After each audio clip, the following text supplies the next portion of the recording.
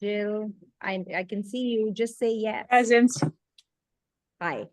Kristen, hi. Are you here? I'm here. Noah. I don't see Noah in here yet. Ramata is not here. And we have Felina. Hi, Felina. Welcome. Hi, thank you. Nice to see you.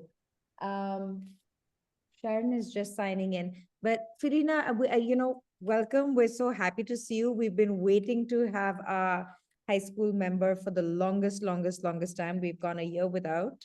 And we look forward to getting the perspectives of what the students actually think in our district. So that's going to be great. We have a super packed agenda. We have a bunch of resolutions. We cannot vote on them because we do not have quorum. Most of them have been discussed in previous CEC meetings, I think, except the one on artificial intelligence. And we are going to just, Felina, do you want to say anything? Introduce yourself, say hello. Yeah. Sharon actually told me I could prepare like a short statement. I was wondering if I should wait for her to arrive or I can go ahead. She's in the room and she can hear you, so go for it. Oh, I see. Okay. Yeah, so thank you all for having me here. My name is Felina and I'm going into my senior year at Special Music School, high school. I've been pretty actively involved in SMS's student government this past year as the co-president there. And one of my main goals from the start has been to improve school lunches. I don't think it's a big secret that school lunches are always a hot topic for dissatisfaction and complaints from students. So it's been a big priority for me and my co-president since we were elected. From surveys that Student Gov conducted at SMS High School this year, and also from recent conversations that I've had with middle school students, the trends are that the hot lunches are often described as quote unquote soggy. People don't like the way the vegetables and fruits from the salad bars taste. And there's just a general pervading mistrust and disgust towards cafeteria food. So what I've been working towards during my time in Student Gov so far is an expansion of the salad bar's vegetable and fruit offerings, and also to have better vegetarian options. But I think the general consensus is that the overall quality of school lunches as a whole needs to be higher. So along with my Student Gov co-president, we've already reached out to many groups and individuals to make this a more collaborative effort, including the cafeteria staff in our campus, other student governments in our campus, the hydroponics farm, and even City Council member Gail Brewer, who previously expressed quite a lot of interest in this cause. So when I was given the opportunity to apply for this student rep position, I thought it would not only be a great chance to continue to voice these student concerns with the quality of school lunch, but also to work directly with district leadership to make some significant changes.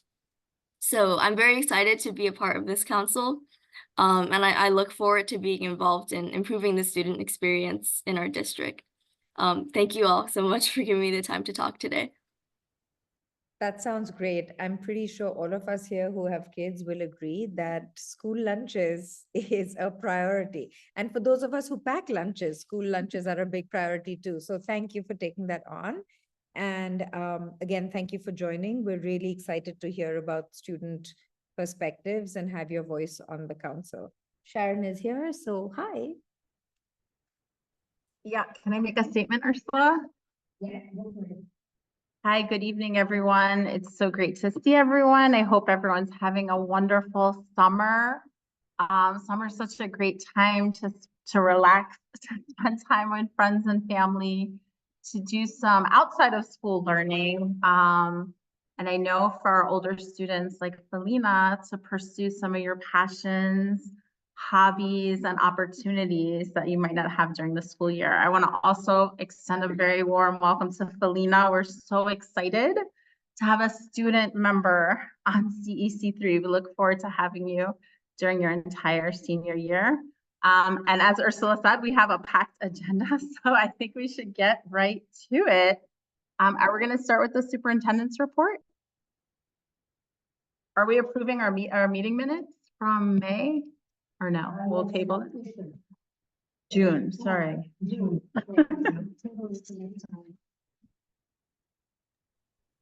All right, I will go ahead. So my name is Mariela Graham. I am the Deputy Superintendent. I'm filling in for Kamar on the presentation today. And so here, all right. So here is our presentation, just a few things. Now in August, I just wanted to give a little bit, just share some information about the summer professional learning that we have done this summer. It was really a packed summer between really starting to get teachers prepared for the rollout of Wit and Wisdom. So in addition to the 3 virtual days that that DOE Central funded and organized, we also worked with teachers for a week in person in March. We also did a week with teachers in person in May. And then in the summer, we continued to have more opportunities to do some professional learning. A big popular one, for example, one was going on field trips with teachers that align with the Wit and Wisdom curriculum, right? So a large part of Wit and Wisdom is that it's a knowledge-based curriculum. It kind of fits in really nicely with the transdisciplinary philosophy of this district, that everything is interconnected, that there are a lot of real-world connections to what we're learning. And so it was great for some of our coaches to go out with teachers. I know they went to the Guggenheim, they went to the Museum of Natural History. There were a couple of other places that they went to. That was really fun, and a great way to escape the heat would be to go to one of those very well air-conditioned museums. So that was one that was really great. If you see on the PowerPoint I put on the right side, the approximate number of participants. So the IB, MYP, IB, PYP. So that's the International Baccalaureate Middle Years Program for middle schools, and the International Baccalaureate Primary Years Program for the elementary school. So we are rolling out, we have 6 schools this year who are starting the IB journey, and all of the teachers in the school have to be trained. So we gave 2 offerings, 2 options in the summer. We have a 3rd option that will be on September 3rd and 4th for anybody who couldn't make it. And then if we still have teachers who haven't been able to participate in the training, we will, create more opportunities during the school year. But you can see that that is a huge endeavor, and a big part of what the district is doing. I'll say there's the EL planning. EL is the curriculum that we chose for middle school. And so we wanted to give some opportunities for middle school teachers to also have that collaborative planning time. And I think the other piece to mention, again, with the big literacy rollout, this time last year, we were talking about which curriculum are we going to go with. And so now we have the set curriculum, and we also want to make sure that early literacy is also still kind of very much at the forefront. So the work on geodes is there, and the OG morphology is really like the follow-up to early literacy, but it's that same kind of science of reading, kind of technical approach to making sure that students who still have a ways to go to master reading have a really, a really specific path on how to improve their literacy skills. So that is our summer professional learning. So the other piece, again, Wit and Wisdom, is we are implementing and really rolling out to this fall. So in addition to all of the work that the district and DOE has done with teachers, we also get coaching. So these are 5, I believe that they just added 1 more coach. So these coaches will have somewhere between 14 and 28 days in each school for coaching on Wit and Wisdom. So they come from great minds. They come directly from the vendor, from the company. They have, you know, varying degrees of experience. They've all been teachers before. I think 4 out of these 5 are New York based and have been New York City teachers. And so we're really excited to have like this kind of dedicated staff for schools. In addition to that, one of the shifts is that we also have an ELA implementation specialist. So in addition to those coaches that come from great minds, there's also a person added to our district team whose job it is to kind of really monitor the rollout of the ELA curriculum. We also have additional instructional coaches that we have added this year. In part, it is from the shift that happened from the Office of Teaching and Learning. And included in that is that we have 2 people joining our team that I'm really excited about who are literacy interventionists. And so they are really trained on specific programs to work in the schools with specific students over the course of the year so they can catch up. Like if there's a student in 5th grade who's on a 1st grade reading level, like these are specially trained teachers who work directly with students every single day to make sure that by the end of the year, you know, they have to make up more than just the 1 year's worth of progress. And so they do pull out. And so, you know, they do like tier 2 and tier 3 interventions. And so I've met with them this week. They seem, you know, not only really knowledgeable, but like really, really passionate about this work. Like they've all been doing this for a few years. And, you know, I personally was just very impressed with them. And then the third person that we're adding, and it really has been a vacancy on our team, but we were finally able to fill, is the district attendance manager. So the district attendance manager manages the 4 attendance teachers that work in the district. And so one of the things that this administration has done is really try to pull the resources much closer to schools. So the attendance teachers, you know, used to be supervised centrally, and now they come down to the district. And so our district attendance manager is the one who really makes sure that someone is constantly looking at all of the attendance trends, you know, in schools across the district, and trying to really make a move. I know that we ended last year's CEC meeting talking about chronic absenteeism and just how it's like a nationwide issue. One of the things that we thought was really interesting also was that it also affects the students who are in school, right? It's not just like, you know, I think right now our district is at 35% chronically absent. And, you know, which is, you know, a significant increase from pre-pandemic, but it's also having students who are absent also affects the kids, even the kids who come to school every single day, right? Like, because it affects what the teacher is teaching, how much attention they're receiving. And so we really want to make sure that we draw attention to the fact that like attendance is like an everybody kind of concern and an everybody issue that we're working on. So in total, last year our staff was 15 at the district, and we will have 20 people this year. So despite having a couple of retirements, a couple of shifts, we will actually be a larger team. All right, can I ask questions as you go, or is that okay? Whatever you prefer. Yeah, is every school going to get an instructional coach? Like, Yes. is there an interventionist to work with? Oh, not every school gets an interventionist. Every school gets like a great minds coach. The interventionists usually only work at 1 school, sometimes 2 if they're close by.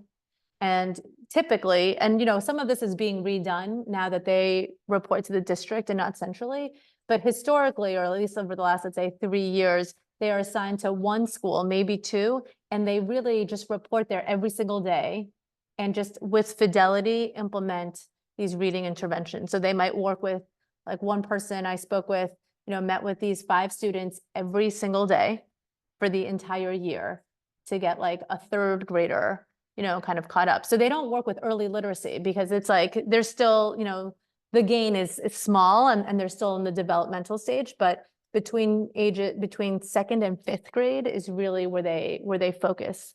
And, you know, there have been fewer interventionists at the middle school age, but the ones that I've talked to have also worked with middle school.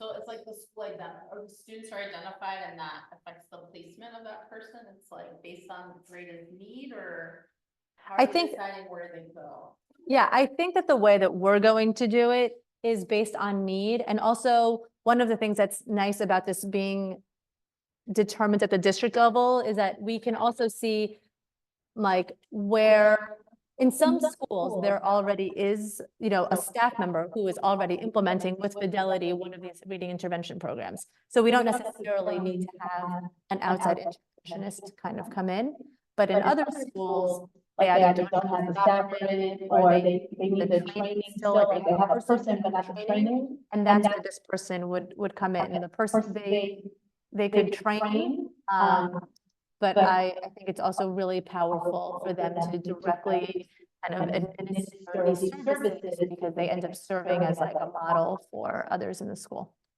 And in terms of attendance, that's something I was talking about today.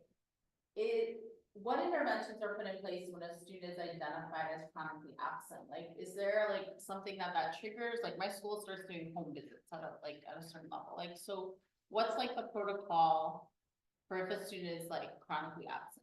Like, what happens? Oh, sorry. I was asking what happens when a student is chronically absent. What intervention is put into place if a student is identified, right? Chronic absence more than 18, is that the number? What would happen, like, if that is identified? So on the technical, I hear my feedback, I don't know if, okay. So on a technical level, there's something called a 407, which triggers once there's like a certain number of absences, after like 10 absences, I think. But there's also the ones where like there are a lot of reports that you can run in ATS that'll say like students who have been absent 3 days in a row, right? Because that will trigger a different report. And then you start saying like maybe a student, you know, doesn't have like a high number of absences, but 3 days in a row, you know, you should be asking some questions. So I think a lot of the approach that the attendance manager is really there to kind of oversee is like, what are the attendance teams in the individual schools doing? Because that's really more of like a school-based piece. The attendance teachers, who the attendance manager will manage, kind of take on like the most severe cases. Like they are the ones who do home visits. They're the ones who might interact with other agencies, for example. They might do a deeper level of investigation to say like, we are having trouble with this one student, like, let's go see if there are siblings in other schools. Let's reach out to those other schools and see if they have a better contact number for a parent, or something like that. So What would trigger that home visit? Like, is there a certain number, or is it school by school? Will they make that decision? I would say it's not usually, so a home visit is really considered to be like particularly invasive, right? So usually it's like, we're going to try to make contact with the family, right? And so usually if the family is responsive, you don't get the home visit. The home visit is like, no one's responding. We need to really make sure that the child really lives there, that the child is really okay. Like that's really the home visit. Most families don't necessarily appreciate like a random person showing up at their door and they're like, you know, you know, my kid has been sick for the last 3 days. If you had called me, I could have told you that instead of you kind of showing up. So the home visits really are kind of like, you know, a higher degree of like concern for the well-being of the student. 35% is high, right? Like compared to pre-pandemic levels, that's like more than a third. So the idea is that this district, I was saying 35% is pretty high. So the idea is that the district attendance manager is going to hopefully bring down that number, right? That's the goal, that to address that, the chronic absenteeism, right, across the district. Yes, that is, you know, on paper, that would be like a part of it. I think that the reason that attendance has kind of garnered so much national attention is because it really factors in so many pieces, right? Like the pandemic really kind of shifted a lot of people's thoughts about like, so if my child has like a runny nose and a cough, like, do I send them to school? Because 2 years ago, even like after we had returned, everyone would look at you as like, what kind of parent are you sending your kid with a runny nose to school? Like, you're putting my kid at risk. And now we're trying to say like, well, maybe it's okay. Like you're missing a lot of school. Like, what can we do? So it really is, you know, kind of a complex piece. And I think that that's why the attendance manager is great, because it's another person who is wholly dedicated to this. But I think it's going to take a much more comprehensive approach to really thinking about like, what are the supports in place? How are expectations expressed to families?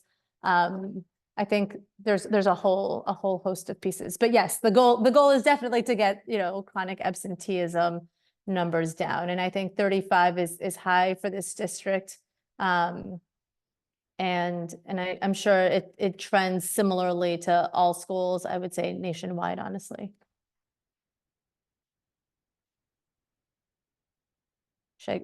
Any other questions? We usually do questions at the end, so now I'm like, should I stop for any more questions or? Okay. So the DCEP goals, these are still in draft form. So I really was just pointing out here, right? The column on the left are the chancellor's priorities. And the column on the right is kind of like the district specific information. So all students learn to read well. We're continuing to look at screener data, specifically Acadience, which is similar to what we did last year, but continuing to try to have improvements there. All students are physically and emotionally safe. So our goal is to reduce the number of level 4 and 5 incidences. So all kind of incidences that happen in a school are categorized on a 1 to 5 scale, and 4 and 5 are really the most serious. They're the ones that could potentially result in suspensions. And so we really want to make sure that we reduce that number. And then the second part is improve student responses to learning environment survey questions, specifically around the learning environment. So there is actually 3 questions that we're going to be looking at. One is about the access to training on conflict resolution. Like what % of students say that they have had access to training on conflict management. The second one is the question on the learning environment survey about do students at my school treat each other with respect, is the second one. And the third one is if there are resources available for students related to mental health. So those are kind of the 3 pieces of the learning environment survey that we would be looking at. The third goal around all students have a high quality academic experience continues similarly to what they were to what that goal was about last year, which is about transdisciplinary learning experiences and making sure that all learning is interconnected and interrelated and has real world connections. So regardless of whether the school is an IB school or not, it's part of just the instructional expectations of the district. So I wrote there including robotics. So one of the things is that last year we rolled out robotics to 16 of the 29 schools, and this year it will be in all 29 schools. And all students in grades 4, 5, 6, and 7 will have access to robotics. And so that is a huge financial investment on the part of the district. And so we really will be paying attention to how that gets integrated into the learning experience of kids. The fourth one is college and career readiness. And this one is, last year we looked at access to Regents courses. And now that we know that, how Regents are interpreted is possibly shifting, we're really just thinking about achievement data, specifically still around algebra and math, and thinking about where do we see the disaggregated achievement data and making sure that we are putting all students on a path to give them the most options post K-12. And then all districts and schools are more inclusive and responsive. That goal was really written in terms of thinking about the increase in the number of Spanish-speaking families in our district and making sure that we make more of a concerted effort to host events that are in Spanish, to make sure that we do more there specifically. And then the other 2 that are written into the DCEP sounds kind of obvious. The chronic absenteeism is reducing chronic absenteeism. And MTSS, multi-tiered systems of support, is progress monitoring. And that's something that we, the district has been doing, but it's just like I think it's there to keep reminding us of like the amount of progress monitoring that we need to do on all of these initiatives, specifically around literacy and math. I think Kristen has a question. Okay. Kristen? Hi, Marielle. I was just wondering if you were going to provide us with data on the disciplinary incidents in District 3 and also any data you have from the learning environment survey. I'm not sure if we've seen, I know you just referenced it just now, but I guess we haven't seen like what the number of instances in the district are or what the students' responses were to the survey. So I'm wondering if we'll be provided with that. And I was also wondering if all schools receive the funding for the robotics and how you're planning to roll that out. Sure. So the learning environment data, I believe, is already public. But I can, for the next meeting, I can pull out like broader data that is district-wide and kind of go into specific areas. And disciplinary data. Okay, Right, I think what? your goal was to reduce the number of incidents. I was just wondering, like, what is the number of incidents that we're trying to reduce? Okay, so we have had, I'll have to get you the numbers because I can't open the screen at the same time, but so all incidences are categorized if you find, and I can prepare something on this for next month if you like. All of the incidences are, from something like, saying bad words to someone, right? Or tripping somebody, or, even accidental things are also, differentiated. Like there's one that's like horseplay, that is different than, like a fight, which is different than like, maliciously, aggressively, engaging in some sort of conflict, right? So all of these kind of have like a degree of which an incident is recorded. And so one of the things that we saw this year is that there was an uptick in levels 1, 2, and 3, and a decrease in levels of 4 and 5, which we find to be, and so one of the reasons that we're kind of continuing around, like looking at this more closely is that we think that an increase in levels of 1, 2, and 3 usually means that there's more reporting, not necessarily that there are more incidences, but we really kind of need year-to-year data to really be able to say that, with confidence. But the reason that we also look at level in 4 and 5 incidences is that those tend to be the ones that you kind of, you can't interpret them differently, right? Like someone like, I can't think of one right now, but someone like doing like something physical, like someone bringing in a weapon, for example, like it's really not debatable. Like it's kind of like it really happened and it's serious. And so that's kind of why we always look at level 4 and 5s as kind of like a better measure of like the level of safety and kind of behavioral incidences in a school. But I can get back to you with specific numbers on disciplinary data and learning environment data. About robotics, so the way we went about funding it is I looked at all of the sections in every single school of grades 4, 5, 6, and 7, and we made sure that there was at least a robotics kit for every, I think, five kits per section. And then we had to get the expansion kits, which is, I think, 1 expansion kit per 3 kits. And then there is the actual challenge pad that is like the theme of this year, which I think it's the C, is the theme for this year. So the funding should be, it's by sections. So a school that has, a school like Booker T that might have like 9 or 10 sections per grade has enough materials for their 9 or 10 sections in the 6th and 7th grade. A smaller school that has 1 section on a grade will receive fewer materials, but every it'll be proportional to enrollment. I think that's amazing. Thank you so much for doing that. I'm so excited.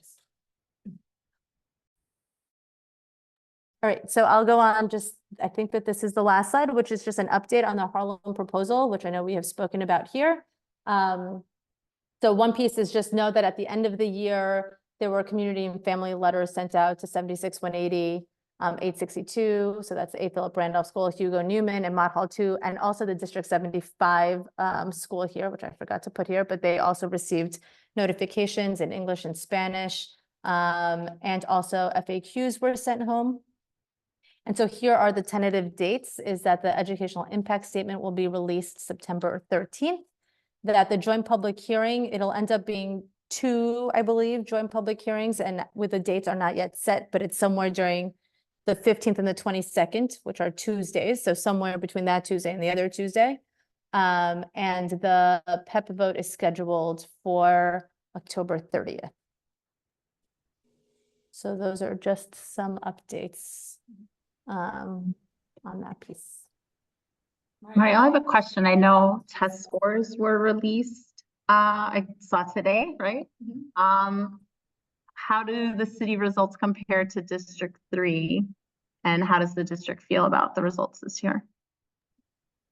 So I haven't yet seen the disaggregated data by district. Like I have kids in school and I know that if I log in, I can see scores, but I don't think that it's been distributed yet and disaggregated into all of the ways that we can then compare. I mean, maybe it came out late today, but I have not yet seen it. But I don't think it's come out. Maybe next month. Yeah. Will that be available in the summer meeting? That's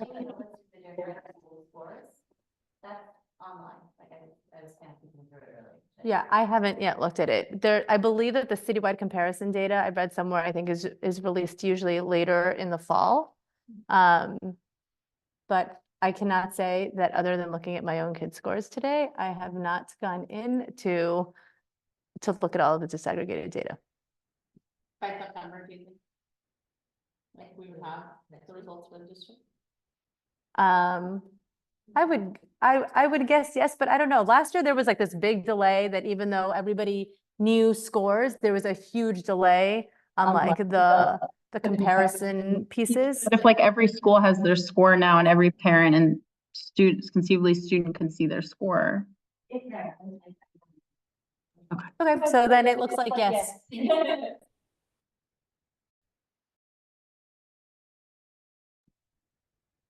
Hi, Mariela. How is the West Prep building ready to start Any operating? questions from CEC3 members? Sorry, I think Dr. D was. Dr. D was starting to ask the question I was going to ask, so thank you. I walked through the school today. It looks amazing. Like they've definitely done a lot of pieces. The furniture arrival has like the furniture is in right now. What they were doing is just putting some finishing touches. There's still a few things that have to be done. But you know, I've seen it in a couple of iterations, and so I think it should be good. On time. Yeah, that's good. Okay.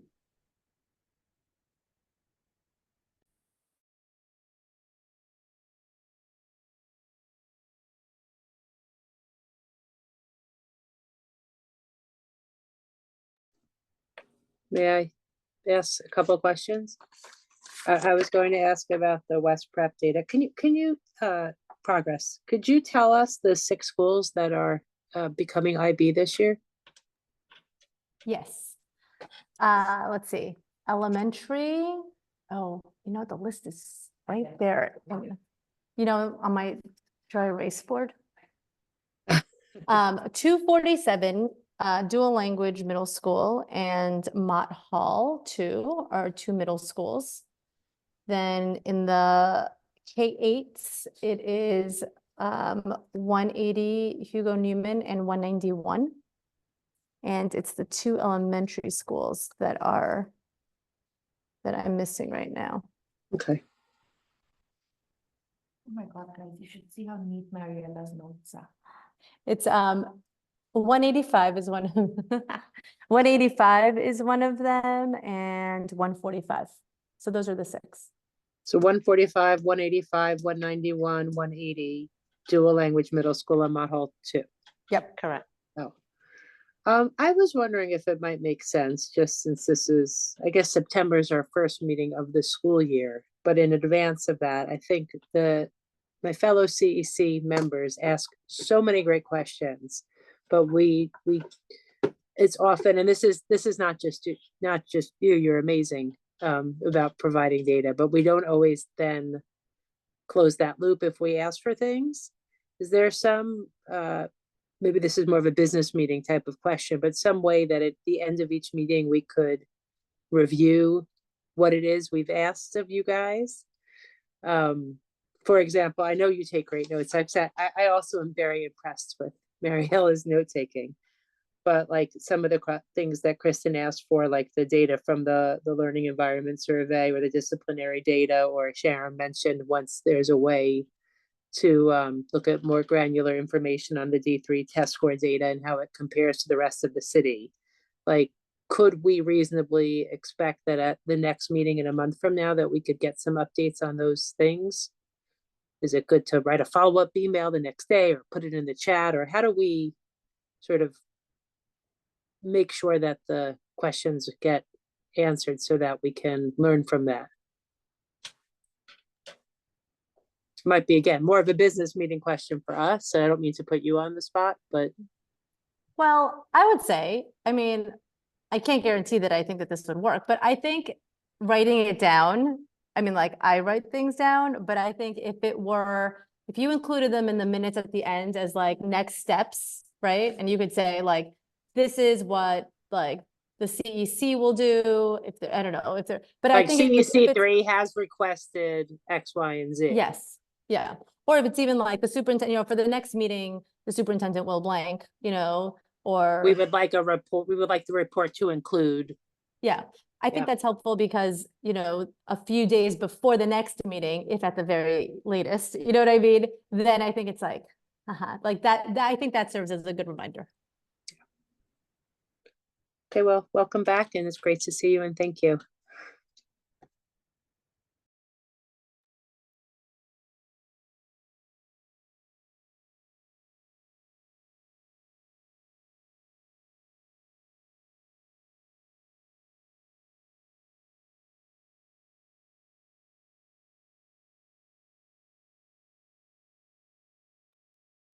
Any questions from members of the public? For our deputy superintendent?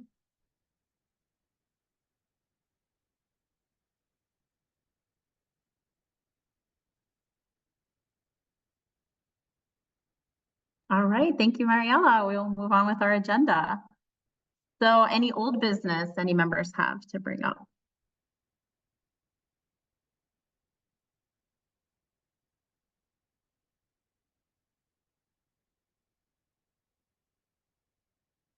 Any new business?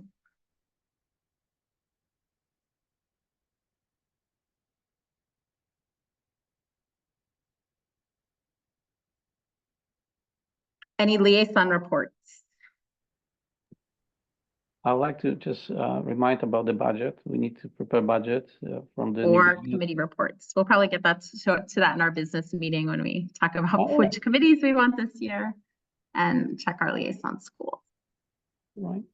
All right, so next up, public comment. If anyone from the public would like to unmute, feel free.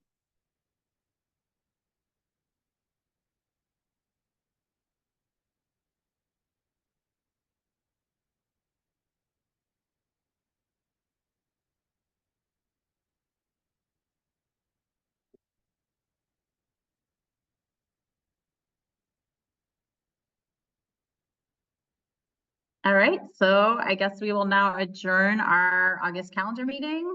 Do you want to take a break or go straight into the business meeting? All right, we go straight into the business meeting. Welcome everyone to the CEC3 business meeting for August.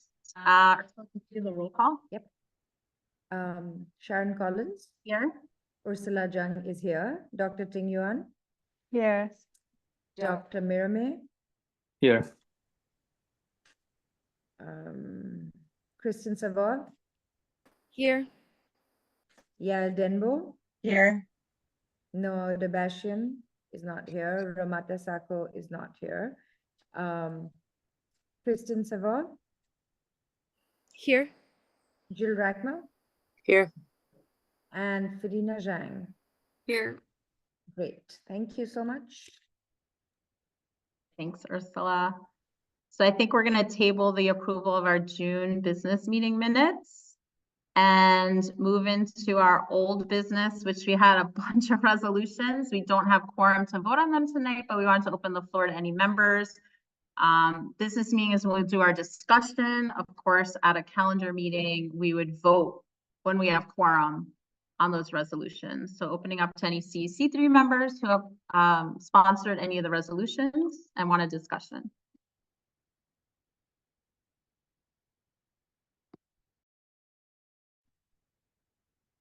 For anyone listening in, I do want to say that we have had a bunch of these resolutions in our docket for the past 2 or 3 months, depending on which one, and we have actually discussed them in many iterations over the past few months.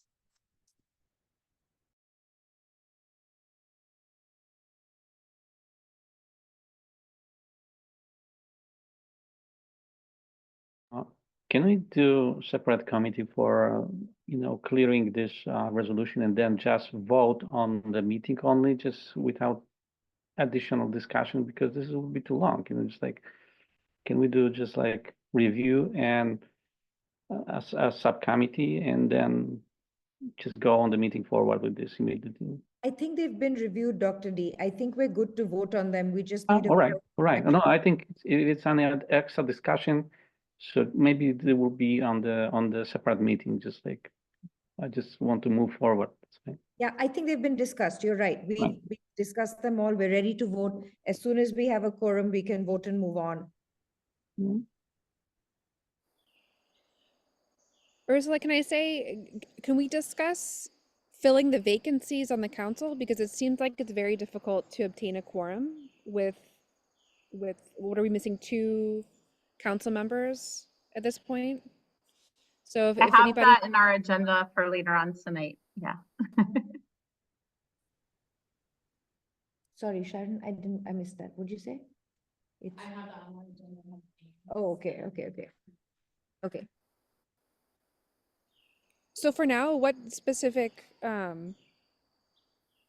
what are we discussing? It's Which, hard to meet quorum with our current numbers. I'm just wondering, because I think some of the resolutions some people said they didn't want to vote on anymore. So maybe if we go through a list right now, if we want to bring these to a vote in September, right? Because there's a list of at least 6 or 7 here I'm looking at right now. Show of hands to see what we should roll over onto our next agenda. Okay, so the first resolution was the reinstatement of Caroline Quintana. That ship has sailed. Well, I suggest to leave like that and just vote, and we clear then, because just move to next point, and because anyway we can vote anyway. Next up, resolution on transparency in school decision making.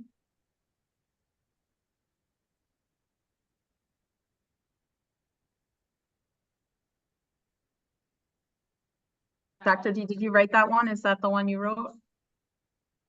Possibly, but right now I don't have it in front of me, so that's why I suggest skip and be prepared next time when we're ready to vote for everything. So put that to a vote in September. In my opinion, we should vote everything which is on the table right now and clean the fridge, let's say, because all the resolution in the fridge right now, so waiting for a quorum. Only 3 months here, we can't vote.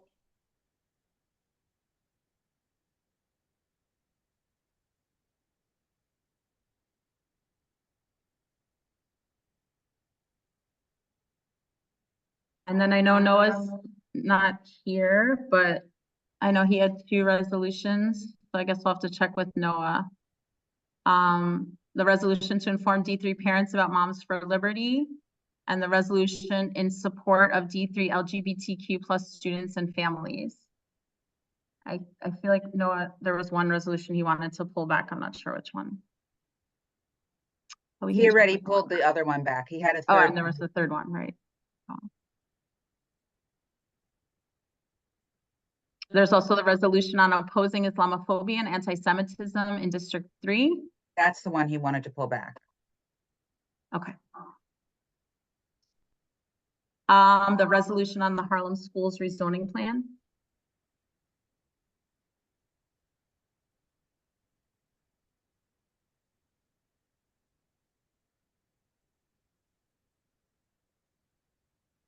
this resolution connected to our rezoning, yes, so. Is there any discussion to have about it? Um, I think it's a good resolution.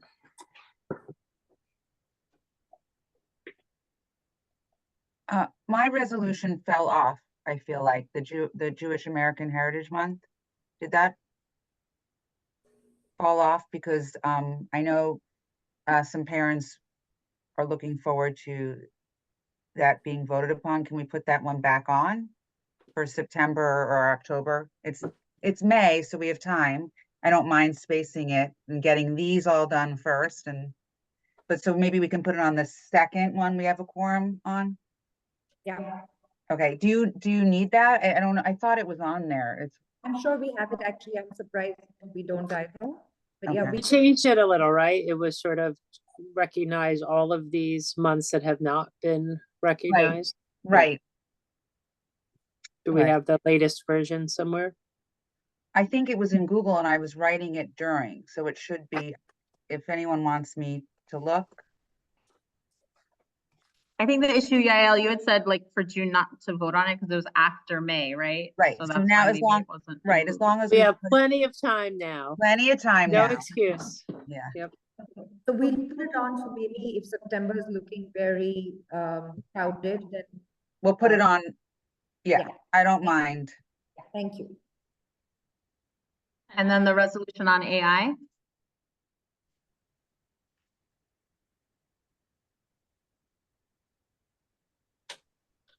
Yeah, the resolution on responsible AI is the new one.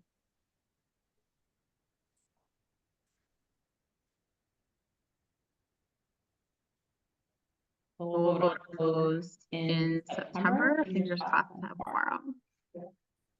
Okay, so next up, very important, we want to talk about our meeting dates and locations for the upcoming academic year. And I know Dr. D had circulated a list. One thing we had talked about, particularly in September and October, is to have separate business and calendar meetings. Because as Mariella outlined, the plan for Harlem schools is moving forward rather quickly in September and October. And we had said we wanted to hear from families at our Harlem schools and to give those parents an opportunity to speak up before we vote on rezoning. So Dr. D had September 17th as our combo meeting date, but I'm wondering if you want to have 2 meetings in September, 1 business and 1 calendar meeting, because especially with those resolutions, like we run out of time. And when we're in a physical space, we run out of time for our meetings. When our permit ends on Zoom, we used to go D3 past midnight, but since we have to be in a physical space, we don't, the reason all this has piled up, we just haven't had time. I have a quick Other- question. How come other CECs don't run out of time? I'm just curious when they do their meetings together. We like to talk, I guess. No, they go, I mean, I'm saying they don't, why do we have the time constraint? Like any school building has the time constraint, right, Tracy?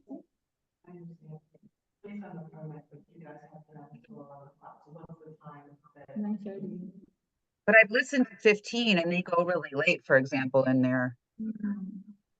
C15 goes late all the time. Weren't What they? is the date? How This is a about we, Tracy question, I think. Yeah, Tracy asked, what is the date? how Well, about, past 9:30, half the time you're saying that the schools need to make us leave. What time, what is, can we get a permit till 10? Okay, we can get a permit till 10. You know what? None of us- But still, that might not even be enough time. but my idea is, can we make a rezoning committee and then we don't need to have a quorum for the committee. There will be, people who want to talk and just there is no limit and it could be even on Zoom. So That's a good idea. So we'd make a rezoning committee, and then if we want to have a place where parents outside of the joint public meeting want to come and talk about it, and we're offering that space up, I guess the only downside of that is that there's no representation from the superintendent's office, so there's no public comment where questions can be asked. Well, the superintendent could be invited for that, that's no problem. And I think it will be on Zoom, so more parents could join, so. So do members Well, in general still want to just have one meeting a month? Is that what we're leaning towards? Will be easier. I think whenever possible, I think in September with all of these resolutions, it makes sense to split them. Plus, if the PEP vote meeting for the Harlem rezoning is scheduled, I know there was a slide up earlier. But it was October. October 30th. And we wanted to have a meeting at PS 76 to show support for that community. And if it doesn't happen until our October meeting, then it's really, right now our meeting is October 15th. And when's the vote? October 30th? I guess it's possible, but if we split business and calendar for September, we could do one at West Prep and one at PS 76. There's public comment at business meetings? No. No, okay, never We mind. can't vote on resolutions at business meetings. That's why the committee will be easier way, and again, we don't need to quorum, we can go Zoom, and that will be much more easier, because it's hard to take a quorum, and if it's quorum, so better just make resolution, make budget, make everything we need to vote. That's a suggestion. And since what's required by law is the joint public hearing, and that is scheduled and happening, and representatives from the superintendent's office would obviously be at that, I don't think we can guarantee that they would be at the proposed rezoning committee Zoom meeting. Mariella, do you think that that's something that somebody could come to from the superintendent's office, just for, you're having many meetings, I am sure, with the communities in Harlem? Yeah, I'll check in with Kamar. I mean, I think he generally is very available and very present, but you know, I would check in with him. I mean, I think it's a good idea to have that committee and to hold that meeting. And if people come, great. And if they don't, they at least have that opportunity. And we've made that available and as accessible and easy a way as a Zoom committee meeting as we could, as long as we publicize it.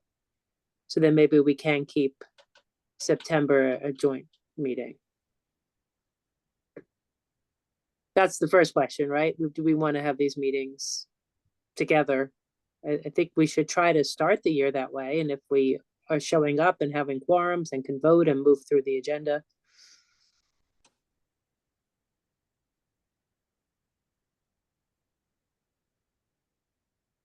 And I guess if we find that we're falling too far behind and not getting to things, then for the following month, we can make it 2 meetings.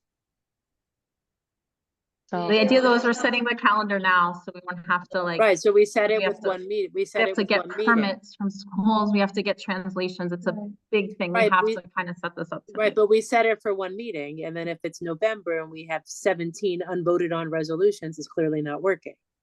So then we say, okay, in December or It January. wasn't working, so that's why I was proposing you to have the 2 meetings. So Tracy has something to say.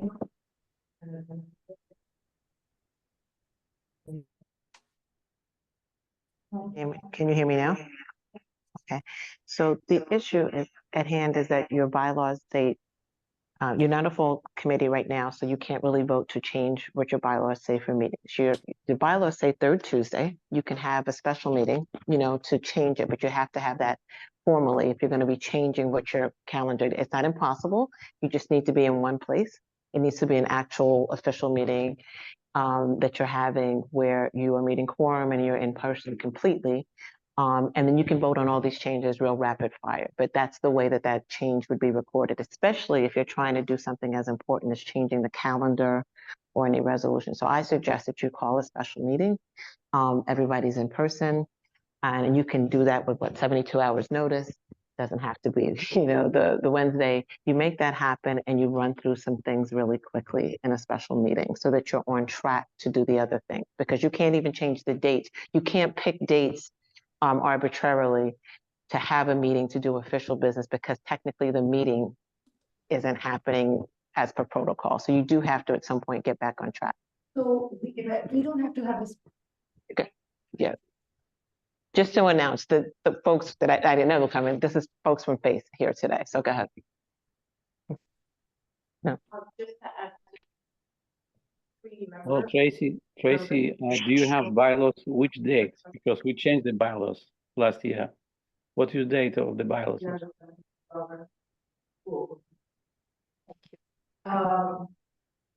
But we can also just add or change the date at a regular. Yes, ma'am, you can do that.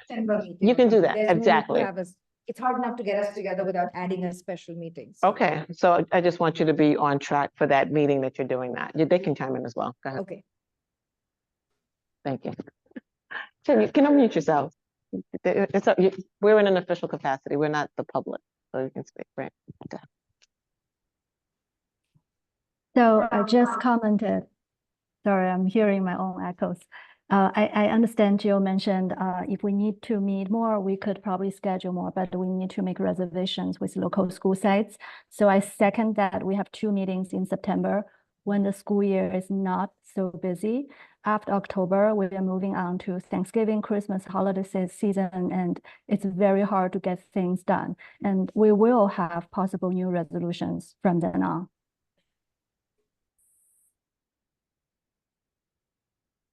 Yeah. This is the place.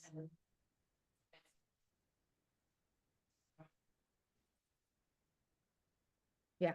So, I mean, I just want to say, Ting, I hear you. It's going to get only more busy, but maybe adding, I think what I'm understanding is that we cannot add meetings anyway until we pass a resolution on it with quorum. Is that correct? Yeah. So, okay, so we cannot split our meetings. As of now, we cannot split our meetings. We cannot add our meetings. We cannot do anything until our first meeting in September, and we can put that on the agenda for then to discuss if that's an option. If we have quorum.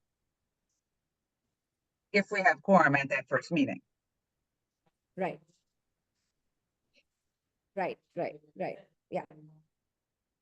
So basically, any changes can only be made at that first meeting that first joint meeting we have on the 3rd Tuesday of September. Anthony. If we have quorum. Did we change meeting date on Wednesday last year in the bylaws? Tracy, Because of the PEP. So right? any The PEP is on change Wednesday. that you would make that would impact your bylaws have to be made at a general member, had to be made at a meeting in which you have quorum. Right. That can happen at any of those meetings throughout the year. So it's not just at the first. Right. It could happen at any meeting. But if we want to do it going forward, we should do it. You would need to do it. You should do it at the September meeting. Got it. Thank you. And Dr. D, I'm looking at what I got from Juliana, I think in November of this last school year, in November of 23. That's what I'm reading. If there's something different, then that should be submitted to me. No, you're right. That is what we have decided. Yes, thank you. All right, thank you so much. Can we just have the bylaws, because it's looking like. I guess for now, we'll go through, so the dates, some of the dates that Dr. D said do not meet what Tracy had said, so that's what we have to talk about. And you can now. just do the first one, correct the first one, and thereon you can amend. There's only a few that are, I mean, some fall during school breaks. At that point, can we have a different meeting? Yes, your bylaws do allow for that in the event that you require. I'm going to print them for you. In the event, your bylaws allow for, in the event that your meeting date falls on a holiday, that you can change it, and I believe it specifies which date you can. So it'd either be the week prior or the week following. So in any discussion that's going to involve a change in your protocol or process, you should always first refer to the bylaws and see what they say, so that you will know what the change that you would need to make, A, you can make, and B, you would want to propose to change. Yep. The other question we had for Faces, can we meet in buildings that are not fully accessible? Let me check on that. I don't think that you can, but I think it's more of a matter of whether or not you should. So you want to make sure, if you're meeting in person, you want to make sure that you are as accessible to the community as possible. And so you want to find buildings that are accessible.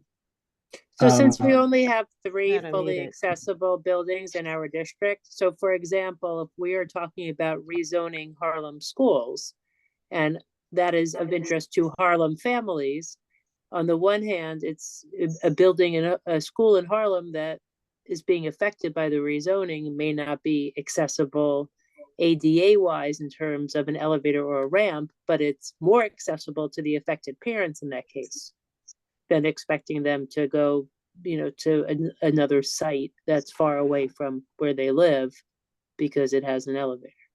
So I was making the argument that the early in the school year meetings, I would like to propose that they be held in Harlem.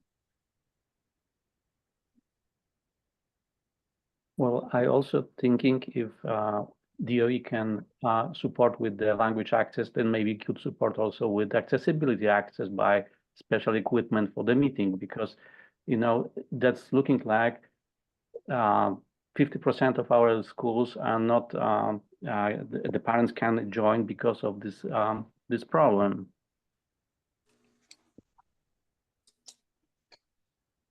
So if we have a meeting in a Harlem school, because we're talking about Harlem rezoning, and the school is not fully accessible, but we plan to hold a meeting there, is there some sort of enforcement mechanism that FACE has to block the meeting from taking place there? So I want to be clear, FACE does not have blocking mechanisms on anything, Of right? course. So I want to be If we clear have about to, as a I council, think wait the question really is whether or not you are fully accessible to the entire District 3 community or not. And I'm not saying that you can't. It's something that I would have to review and get an answer back, which I can do. I'm just saying, I know that the common practice is that meetings are held in accessible buildings. Well, it's up to the DOE to make more buildings Well, accessible. Okay, can you guys hear me? Can you hear me? Yes. Yes. Okay, I'm in another room.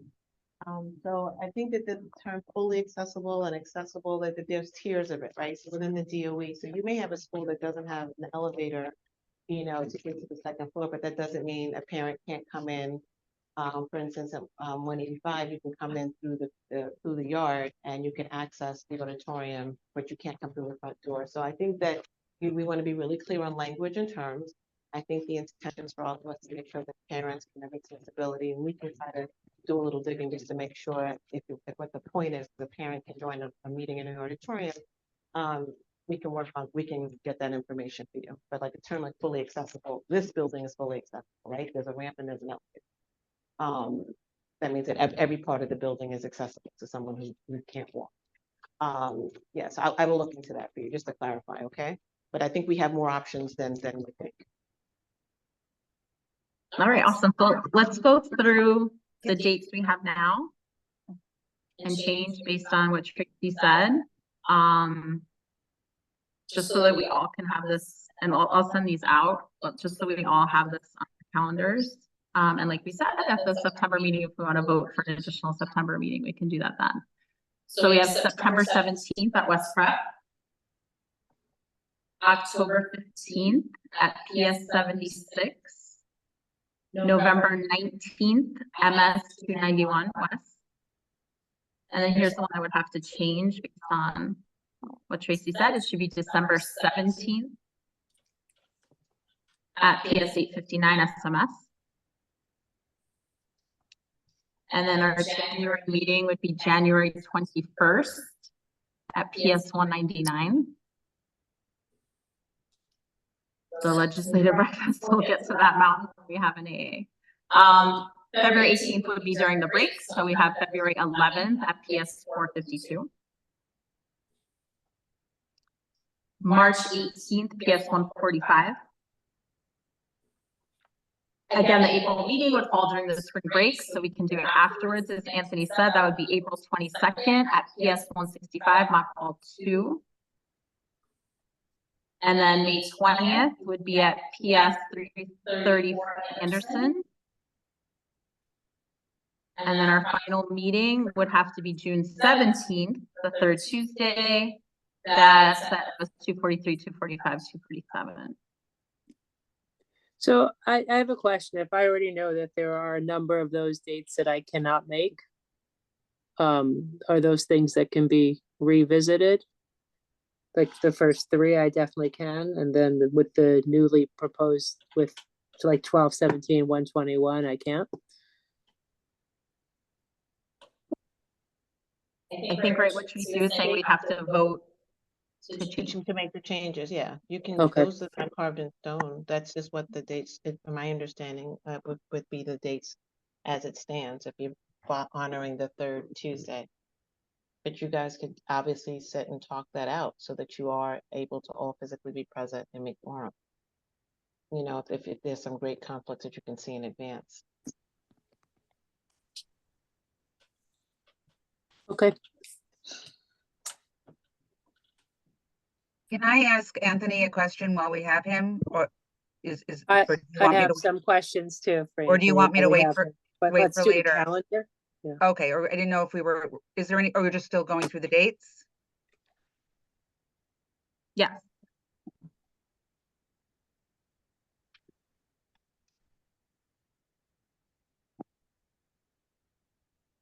Yeah, go ahead, Yael. I'm sorry. Oh, I thought you said we were Here. still going through, I thought we were still going through something, Jill was saying. Are we done with the calendar then? Well, there's nothing we can do until we have quorum to change anything except go over the list of dates that we have, right? That's right. You could theoretically discuss at some point what those, if you're going to vote on dates at the next meeting when you were fully in quorum, you could have those alternate dates decided. That could make it, you know, easier to get out that calendar so that we can secure your spaces in translation. If you didn't want a particular date, if you have time to do that now, it might be useful or at some point. or not. Discuss it now, just can't vote on it now. So we have like the date and the alternate date or something, Yeah, you mean? and then you could motion, yeah, that's what I think you could do. So Jill, which dates did you say for yourself? So I have to pull up my calendar again, but the dates that Dr. D had on his initial proposal worked for me better than these new ones because my synagogue meeting tends to be, there's some conflicts there. So I have a once a month board meeting for, so for example, the alternative date for December would be the 10th versus the 17th. And the alternative date for January would be the 14th versus the 21st. I just cleared these dates with the DOE calendar. So what I proposed, it was every day was clear from any conference, any outing. So when you made your list, you were looking at the DOE calendar. And Yes. that's, So that's the day was clear from anything, vacations, holidays, whatever. So that's why I'm doing. parent teacher conference, right? Yeah, the dates available for us. So if we just have new dates, we need to clear if it's nothing happen, like holiday or something, yeah. And be mindful, many council members not present. So, you know, the idea is it should be discussed.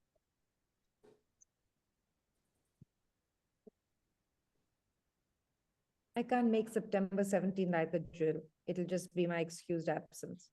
September, October, and November I can do. It only starts to get trickier for me in December for some reason. I don't know why. But anyway.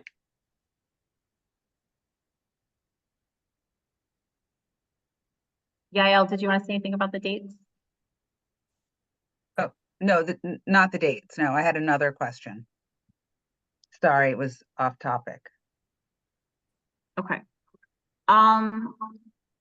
So next I want to put out there before I forgot, Ursula and I received an email. They're interviewing for a new parent coordinator at PS 166. And they want to do the interview next Tuesday morning at 9 a.m. I'm wondering if anyone here is available. I've sent that out as an email to everybody, so you can take a look at it. If you can join even by Zoom, that meets their criteria. I think I can make it. Will you respond to the email that I've sent directly to her and let her know that you can make it, Kristen? Thank you. Thank you. Okay. Next on our agenda is talking about committees for the upcoming 2023-2024 academic year. So the idea is that what we said before, right? Certain issues that pertain to District 3, we like to form committees about, have CEC3 members head them up. Usually the committee meetings are virtual. And it's a way we are saying of providing parents with more engagement around school issues. I know in the past we've done middle school, high school admissions. We had our literacy committee last year. So we kind of want to open up the floor of what committees we would like to have this year and who would like to chair those committees.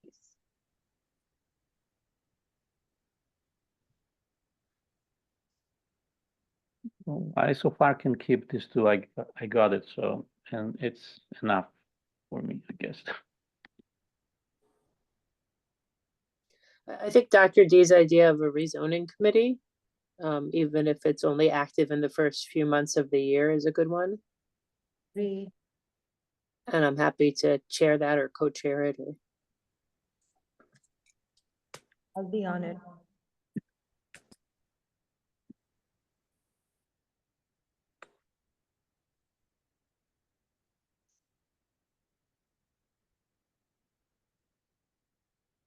I know I'm going to suggest a math committee, since I know that that's something the superintendent's office wants to engage with parents about.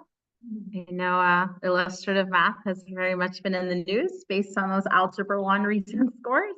That's definitely something we want to talk about before we adopt a curriculum in the district. Great idea. A chance to have other options. And I'm willing to chair or co-chair that committee.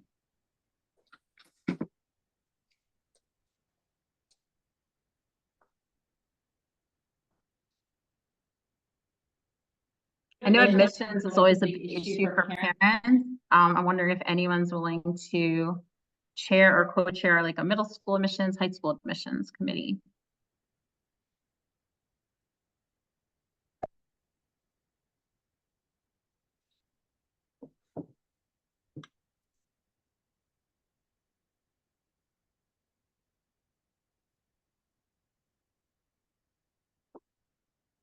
I think we need one. I'm not sure yet if I can commit to co-chairing that because it's usually pretty active. Yeah. Certainly in terms of holding virtual meetings where the schools can come and chat and have representatives from them. I know, Kristen, about not putting you on the spot. I'm sorry, Kristen. You did it last year. Last year, kind of last minute. It's trickier than you would think. It takes a lot of work, right? Trying to get schools to participate. If someone else would join me on that one, I'd do it again. But anybody want to co-chair with me? I can get off my building's co-op board. I can. I have like meetings every night. We could leave it open for now. Maybe one of our new members, which we'll talk about later, would be willing to help with that. Yeah, we will have new members. Still exist. Yeah. Yeah, we will have new members coming in September. I never effectively figured out. How do you do it here before? Are you doing the multilingual committee again?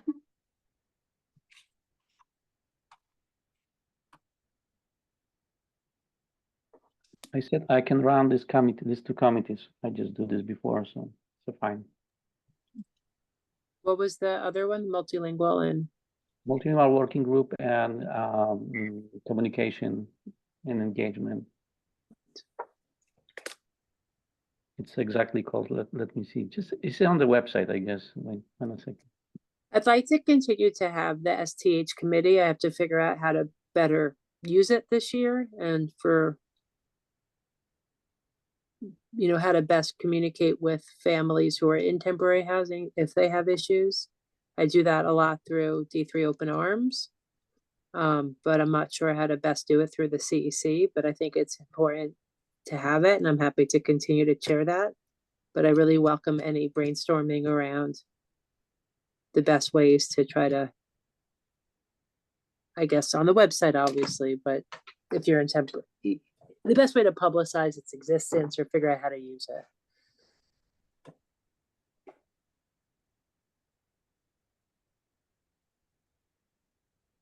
So far we would have the rezoning committee, the math committee, admissions, multilingual, communications and engagement, and families and temporary housing. Is there anything we forgot like that we had before? Ursula, do you want to do the safety again? Didn't we have that?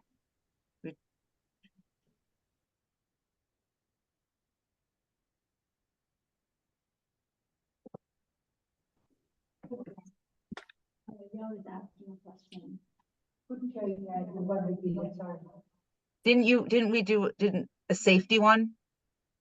We should. We co-chair, we were gonna do it that last year. Let's do it.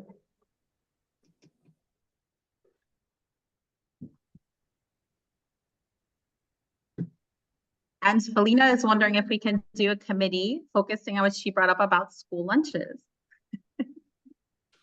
Can we have a student member chair committee? That'd be awesome. Yeah, that would be awesome. Yeah, I mean, I would love to. We will write that down.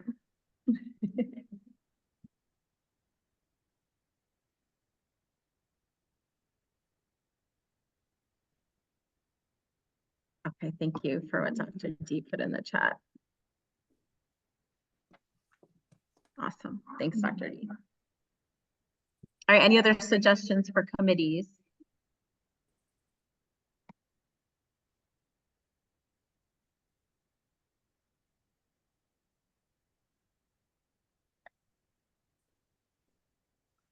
Okay, so next in terms of school liaisons, probably we need to have our full members of CEC3. I mean, we've done this a lot last year. Our current members content staying with the schools they're assigned, and then we'll just fill in the vacancies that we have, or do we want to reassign liaisons?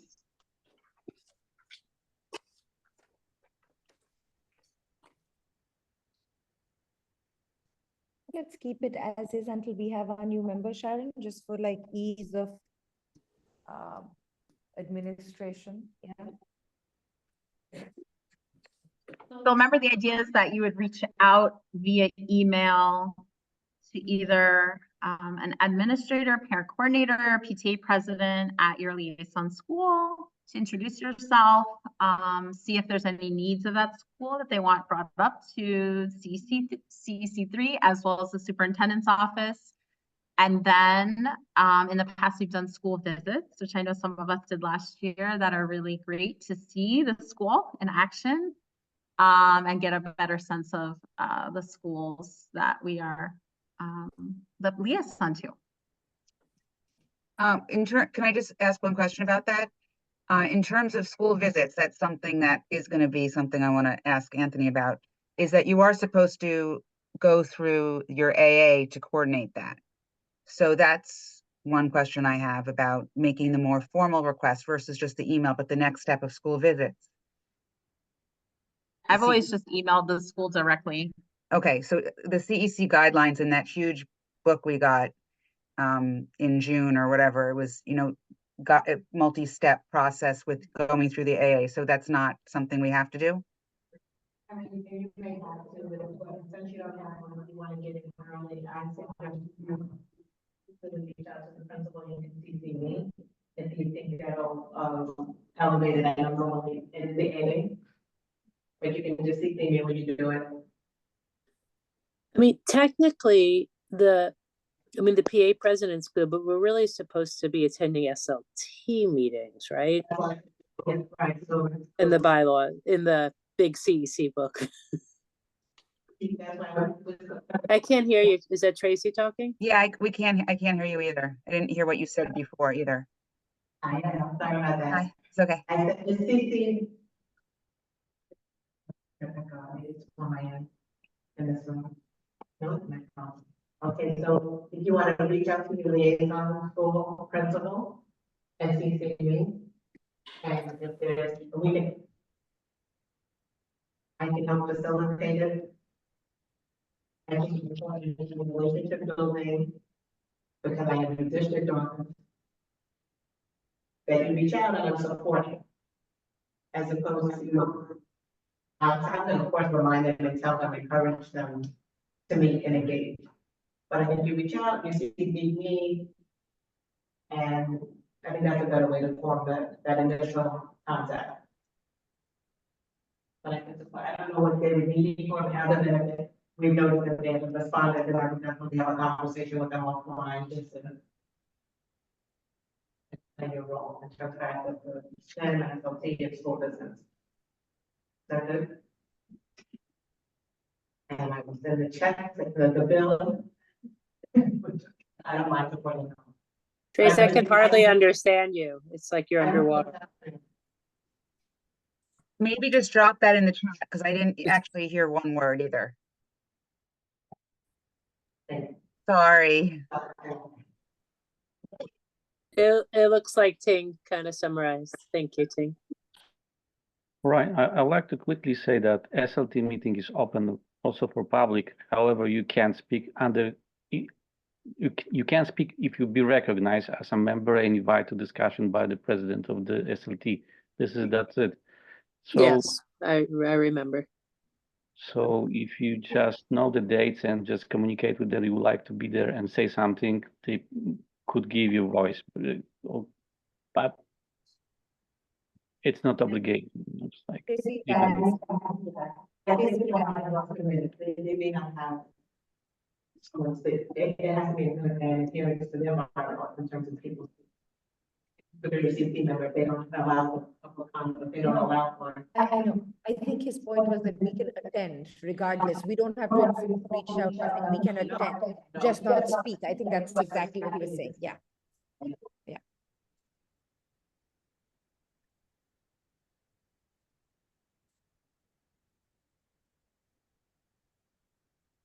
Okay, the next item on our agenda is budget allocation.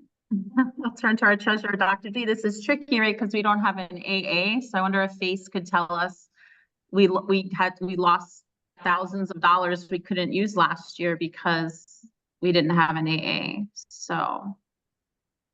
Well, Or a P card. yeah, so we need to consider in budget right now a reimbursement from last year. So the part of reimbursement will be bigger this year because you need to be, you know, technically the money was back and from last budget and disappeared. I don't know where they're going anyway. So When we have a quorum and we can vote on a motion, I was told by Anthony that none of CEC3's expenses were approved, as in zero, which I find very hard to believe that not a single submission of mine had required documentation. I could see how one here or there might not have to, but Anthony wrote to me that all reimbursements submitted on behalf of CEC3 were rejected for lack of proper documentation. That sounds like a really blanket rejection that doesn't show any care or thought from whoever made the rejection. Anthony said we would have to pass a motion to pay out reimbursements from the previous year out of our new budget. Since we do not have quorum, we cannot pass a motion, but I would like to be on the record stating that I would like there to be a motion at our next business meeting to pay out of reimbursements from the previous year. Whatever the wording is for that, Anthony, feel free to jump in. Were all expenses for everyone rejected then? Yes. Right. well, I guess it's not expenses because we do all clear and I just have to do same way. I didn't get my checks for my cabs. That's what I'm talking about. So I don't know when you say, I don't know what you mean all expenses, Dr. D, but I think it's outrageous that we volunteer and spend hours and hours in hot auditoriums and hard chairs sitting there and take a Jill, cab home Jill. and don't get, I'm addressing Anthony right Ah. now. Not you. Oh, sorry. Not you as treasurer, but a blanket rejection when I know for sure that some of mine had the required documentation. We all did, except none of us had sign-in sheets because we didn't have any sign-in sheets last year. Because we didn't have an AAA, so we didn't have sign-in sheets. So you can Correct. see the ridiculousness of this. But in any event, whatever has to happen that we have to pass to get paid reimbursed from last year. So we need to pass a resolution, and I'm going to put A this money motion, in the not a budget. resolution. Motion, yes, sorry, motion, yes. That we accept this reimbursement for last budget to this new budget. And the And then second, I would like to elevate above Anthony to whomever you report to, Anthony, who we can take this up with. Is it the lack of sign-in sheet? Is that all that was missing? Well, I had all the required documents for mine, multiple seats. So I'm wondering, I think it seemed like one of the bullet points was the sign-in sheet. That was one of the required thing that I did not attach. well, It was not Can you a address that? Why administrative members aren't assistant. reimbursed? well, it was never required before, so I don't know why it's required now when it's not AA.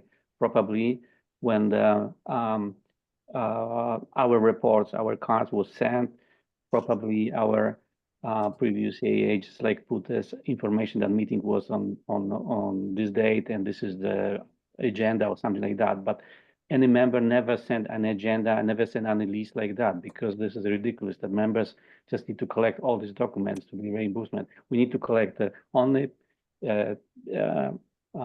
checks if they necessary, or that's it.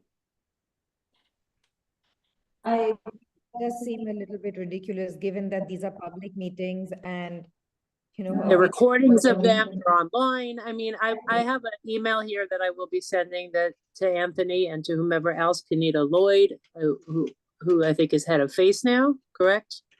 Or Ramos, that each and every one of my submissions be reviewed, because there is no way that every single expense that I submitted was lacking documentation. I spent many hours working on my submissions, downloading PDFs, photographing receipts, uploading files, printing things out, working everything out on paper, and that a blanket rejection of every month submission makes no sense. It also doesn't explain a lack of reimbursement for something like internet service, which is a monthly expense and does not require a sign-in sheet.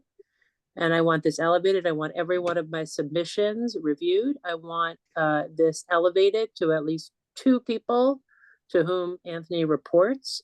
I think we are dedicated parent volunteers who volunteer our time. I've skipped events in my own life to attend meetings at schools all over our district, yet at every turn we lack support and cooperation from FACE.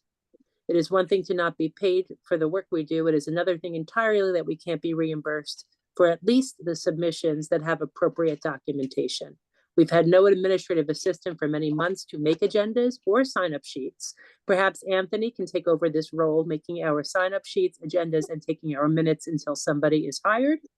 I do know that I submitted agendas and whatnot for at least some of the meetings I attended. And for example, meetings at West Prep Academy did not have agendas. I submitted photos, which certainly should meet the standard of, quote, other documentation that you were there, which is what is written in the chancellor's regs or in what you sent to us. Other documentation that helps establish that you were there. So I certainly submitted that. I cannot understand or accept this blanket rejection. FACE has repeatedly created an environment for CEC3 that encourages each and every one of us to resign. Right, as a treasurer, I supporting this, and you can put my name too. The only thing that I can say to this issue is that everything that was submitted to me by any member of this council was submitted to the senior grants officer. I do not click any button that says approved or not approved. I submit what was given to me, and it is up to the senior grants officer to then cut the check or not.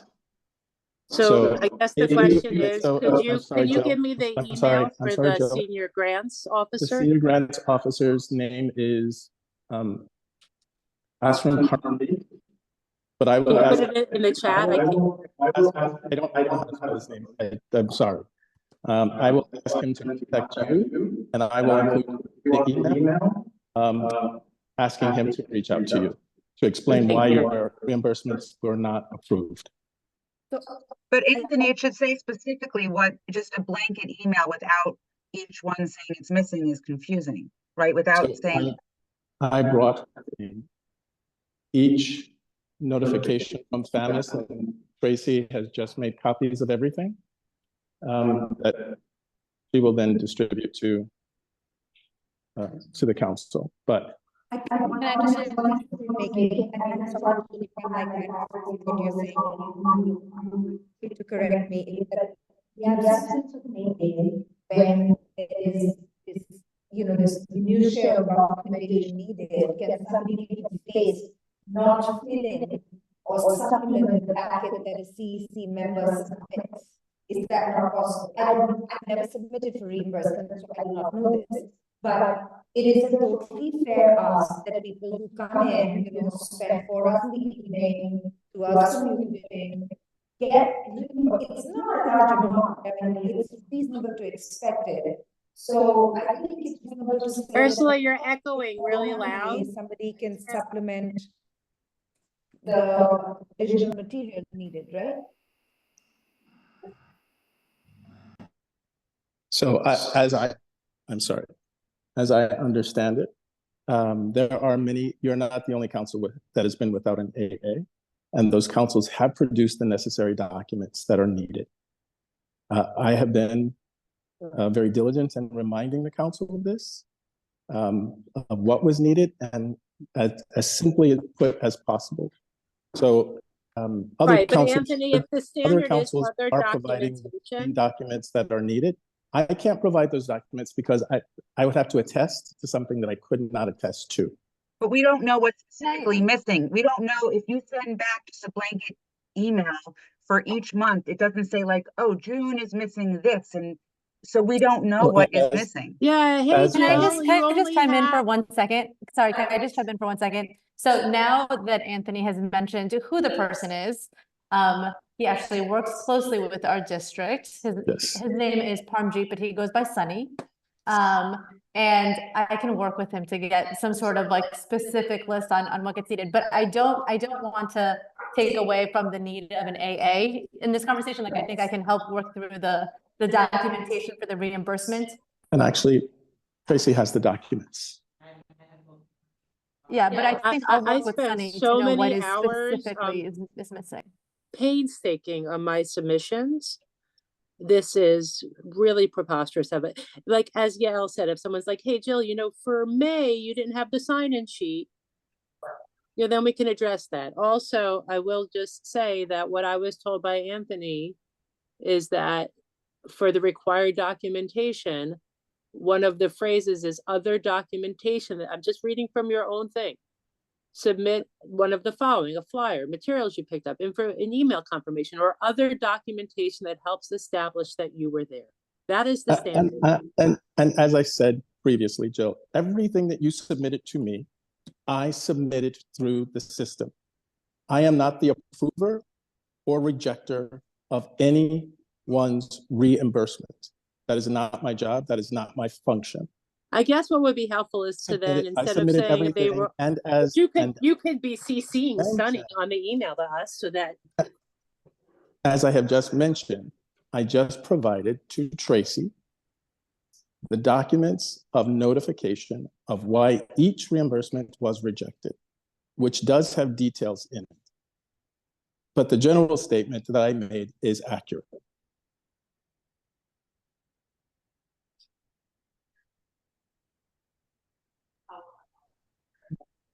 So it's all there? Online, no documentation or no sign sheet, but it doesn't say. It does say. It's time sheet. They have to be, they want to let it, they just reject, right? So. They have a letter with all the details of the book along with particular submission. It just says information, documentation. So we just need to know.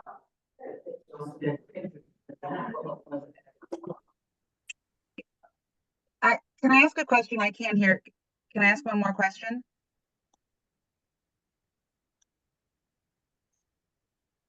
Sharon and Ursula, can I ask a question? Can you hear me? I can't hear. Can you hear me? Okay, I can't hear. Sorry. Talking about all these difficulties with the lack of AA, I was corresponding with Erica Kendall on CEC3, and she said that they had a temporary AA. And I'm wondering if that's something we could do and maybe make a motion at the next meeting. Why can't we just hire a temporary AA to get us through this hump until we? Yes, we have just been appointed one. We heard a few days ago. She's going to be trained next week. Hallelujah. She's going to be trained next week, and hopefully we will have her with us in time for our first meeting. So that Is she a temporary one or? Yes. They are a DOE official. They're a DOE employee that is being assigned by a different office than our office to work on your behalf. Right. So it's very exciting. When did she I start? want to clarify that When does she start? without a sign-in sheet, will our members be able to be reimbursed? Because are we going back into, we have Zoom records of everyone who attended every meeting. We have right? Like we have this.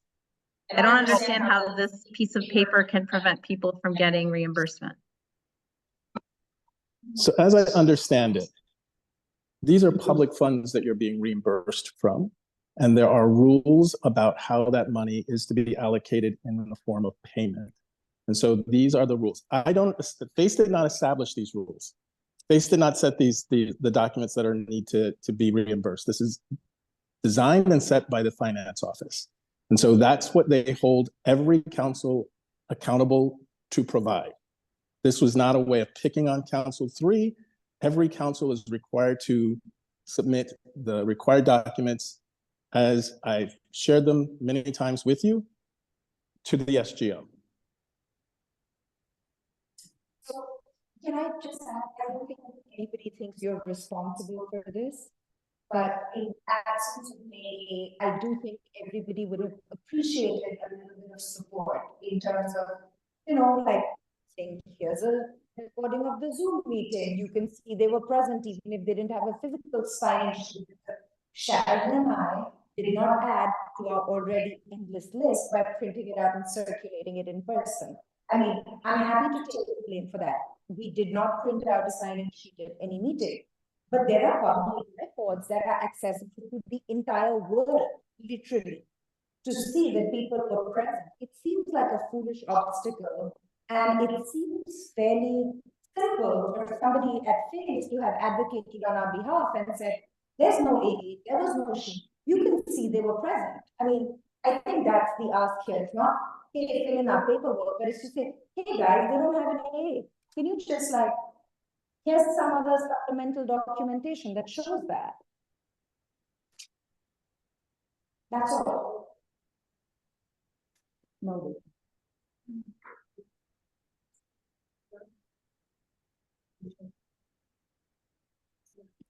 Yes. And I'm going to speak to the person in Mariella's office, by the way, guys. Yeah, I will take that on, and because really Sharon and I possibly should have had the sign-up sheets. So if that's all that's missing, we will take that up with this person and say, I am myself individually willing to vouch for the fact that I was present at these meetings and other members were there. So really, Anthony, you were present and you should be able to vouch for it too, right? The presence of members. But I will do this, and Mariella will set me up with this person. So, and we will move to reimburse this in our budget in our September. Yeah. Yeah.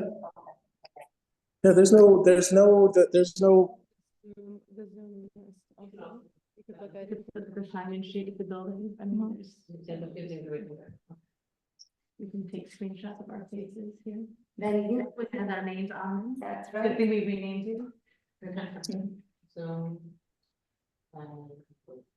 sorry, don't we also take a roll call vote at the beginning of every meeting? And In terms of, with our temporary AA, we have access to our budget. Yes, my understanding is that you'll have full access to everything that the AA would have access to, Including the P card. including a P card. When does she start? Did you say? Dr. Deesa at our September meeting will look over and finalize our budget for the 2024-2025 year. Will the AA be at the September meeting? All right, next, and the last thing I think is on our agenda is discussion of our vacant seats. Sharon, will Sorry, yeah. the AA be at our September meeting? That's what Ursula just mentioned. We'll have a temporary AA. I couldn't hear when. Will she start at September? Ursula? People in the room, there's something like just agonizing. So much empathy now for the to try to attend our hybrid. First meeting.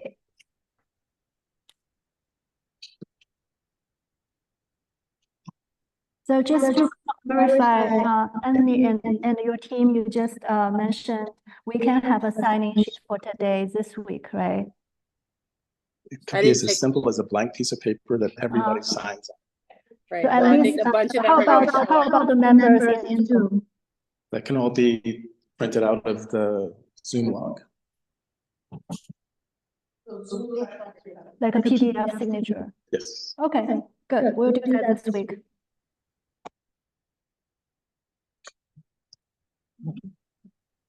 So in terms of our candidates who have applied to be on CEC3, we want to move forward in September with interviews for them. We have to, as I understand, we have to have them present at our meeting, an opportunity for members to ask them questions, and then we vote.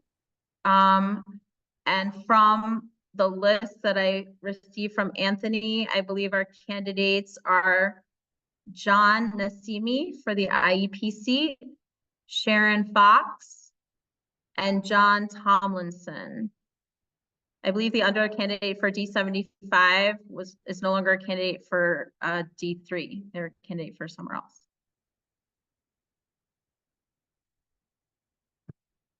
So we will proceed to reach out to these candidates, and hopefully they'll be able to make our September meeting so that we can do the interview, vote, and fill these vacant seats. And then the last thing in terms of candidates for a permanent AA, we had a bunch of resumes. I had a little time today to start looking through them. Something I look for that kind of matches what Mariela was talking about was bilingualism, right? Based on the migrant families that are coming into our district. So I think I've identified like 7 candidates who listed on their resume that they are bilingual. So I'm wondering if we want to start reaching out to them. I know this process, right? If they weren't a DOE employee, could take, right, 6 months or something like that. So I'm wondering how we want to proceed. I suggest, if I can, choose 5, because there will be a chance that maybe 1 will be hired. Just how do we want to proceed, knowing that this process, right? Is there still a hiring freeze? So we're looking at 6 months, the earliest, if this person actually still didn't have a job by then. So I don't know how we want to move forward. I just want to say, How is the hiring temporary freeze, person it's hired? impossible to find someone, because even if you find someone today and make them a job offer tomorrow, there's still many months before they, no, if you find somebody today and identify them and are willing to make an offer, there's still many months before when that offer can be made. And as has happened in the past, good candidates usually already have a job. So I think. How for is the now, temp? How is the temp hired and assigned? amazing, and it all works out great.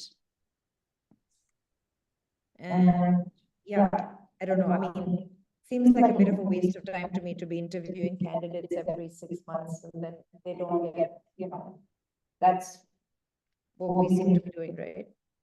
How long would a temporary AA be in place for? Like, is there a maximum amount of time? I don't know the answer to that. I do know that If we have a candidate who's interested, can they be the temp in that interim period? Everybody in the room is incomprehensible. What does that stand for? I'm sorry. Is that better? Can you I hear me? feel, I was just wondering what it stands for. Absent children. Thank you. So everyone that comes out of the ATR pool is a DOE employee. They are currently on the payroll of the department. They don't have a position in a school. And so as far as I know, ATRs have been allowed to have extended periods of time in the temporary position where they are placed until a permanent person is hired in that position. So this would be to prevent any gaps. How long that would be, I do not know. As I mentioned before, the ATR is coming from a line outside of the Division of Family and Community Engagement and External Affairs. They're actually coming from the line of the Division of School Leadership. So we have no control over that. We were fighting for this for many, many months to fill gaps. We were finally granted this position, and CEC3 was placed as one of 3 high priority councils. Four high priority councils. Got it, thanks.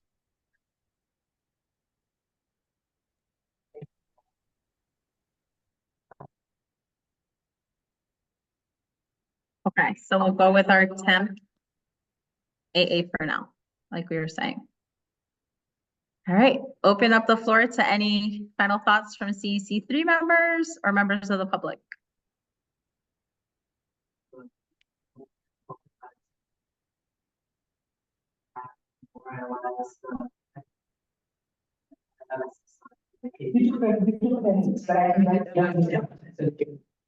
That's about, so just everyone. I will. Everyone should put themselves on their piece, and we'll document them. Okay. Did everyone get that? Please just type your name in and write Zoom or in person in the chat, please. Like I am doing right now. Ursula, I can't understand a word you're saying. Like I've just done, so please, if you could do that, guys, that would be great. Thank you. Can you repeat what you're asking us to do? Now that I can hear you a little better.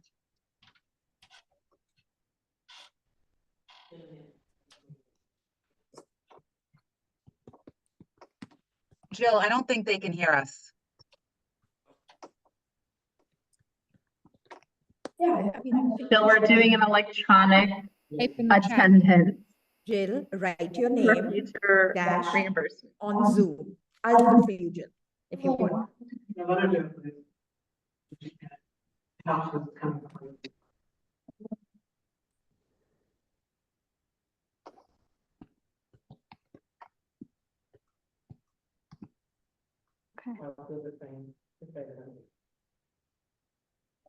All right, I have a question.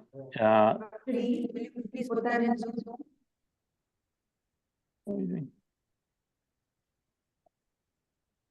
Yeah, I know you said you wanted to bring up something before. Do you want to bring it up now? It was just about the temp AA, which seems like it happened. But one thing I couldn't hear is how long do we have the temp AA for? Nobody knows, but we can hope that it's for a long time. Okay. But Are we assigned the person? Do we see resumes of the yeah, person? Do we? Jill, that's what we didn't hear. We got someone assigned. We got Already. someone assigned. We don't know who this person is. Hopefully they can help with the audio because I can't hear anything. Yes.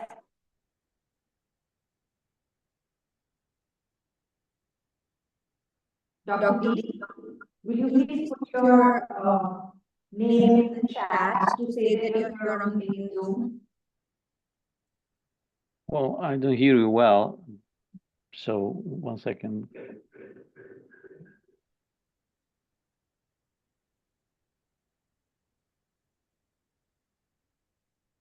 Ursula, can you repeat?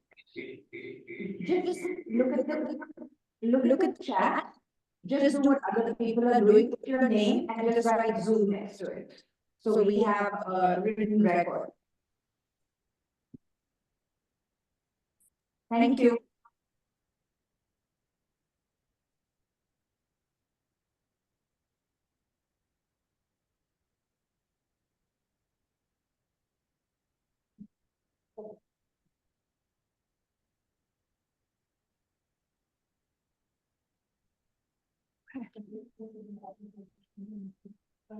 All right, okay.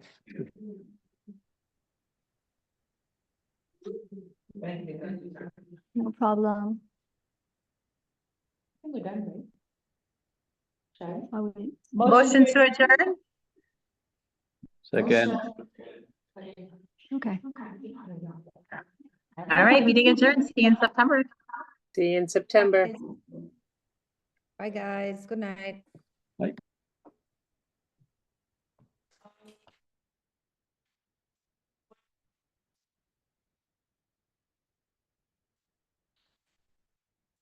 But I'm going to take an excused absence. It's a